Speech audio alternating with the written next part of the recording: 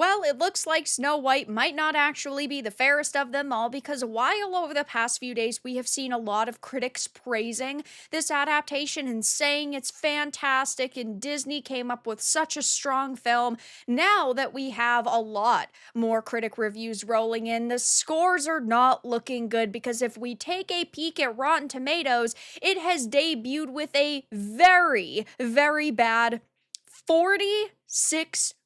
That's definitely not the number a company like Disney wants to see when they've put hundreds of millions of dollars into a film. Now, there are no user reviews currently, of course. We still have a day before the early previews are out, and then on Friday, the full release rolls around. But I don't think that the user scores are going to be particularly strong. I think that this movie has received a lot of criticism, and I don't just think that this is a movie that's going to get wrecked by audiences because of Rachel Zegler and the controversy that she's caused for it, but I just feel that they've strayed so far away from the source material that that is also a major issue, that there are going to be a lot of parents who maybe don't follow social media discussion and don't actively follow things like the culture war, but have seen the previews and heard all of these new songs, and they are just not excited. And they figure, okay, well, I'm gonna wait to bring my kids maybe at a later date or just until it's actually streaming. But even the critics aren't as positive as we all initially thought they were going to be based on those early kind of debut opinions that they had. I'm not going to go through all of them because there are currently over 60, but most of them are giving it like a 4 out of 10 or 2.5 out of 5, saying it's okay, but it's definitely not the movie a lot of people expected. The most distracting flaws are rooted in the problematic recreation of animated material. The permanent magic hour lighting is hard to look at. Worst of all, the decision to cartoonize the dwarves along with human actors is hugely worrisome. Some parts of the film work better than others, but none of it has the sweetness and imagination of the animated feature. This Snow White is not the fairest of them all. It's just, well, fair.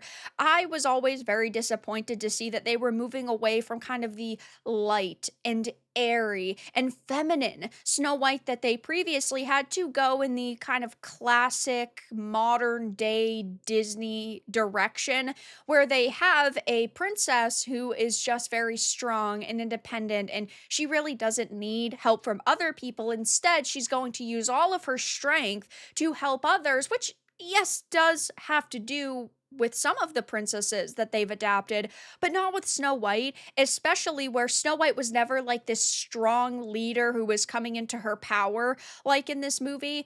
And with the dwarves, that was a bad decision. Them changing songs, adding these new modern songs, none of it is really all that exciting for me. And I'm somebody who is part of the target audience to this. I grew up watching all of the Disney animateds. I fell in love with so many of them, but I have absolutely no hype for this. And I don't think that Rachel Zegler helped the average person want to go and see this. And we're also hearing that apparently the target numbers have dropped yet again because according to Variety, Disney's Snow White is now targeting a 45 million to 55 million domestic debut, which initially it was supposed to be 65 to 75, and then it dropped from 55 to 60, and now it's 45 to 55, so that's not good. And they expect the global start to be above 100 million, but keep in mind this movie needs to make like $700 million just for them to break even, never mind start to make a profit. It says based on projections, Snow White won't reach the initial box office heights of prior Disney live action remakes like the 2023 The Little Mermaid, which had a 95 million opening weekend,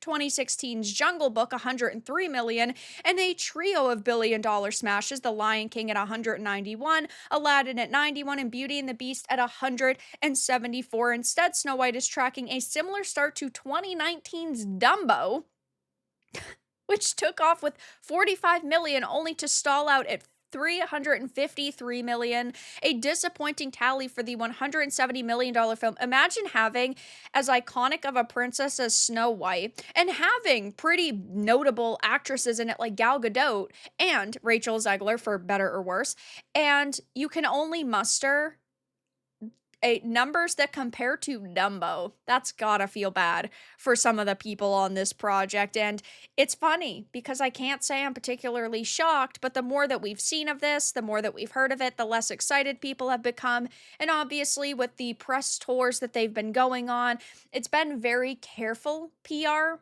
but that doesn't mean that it is good.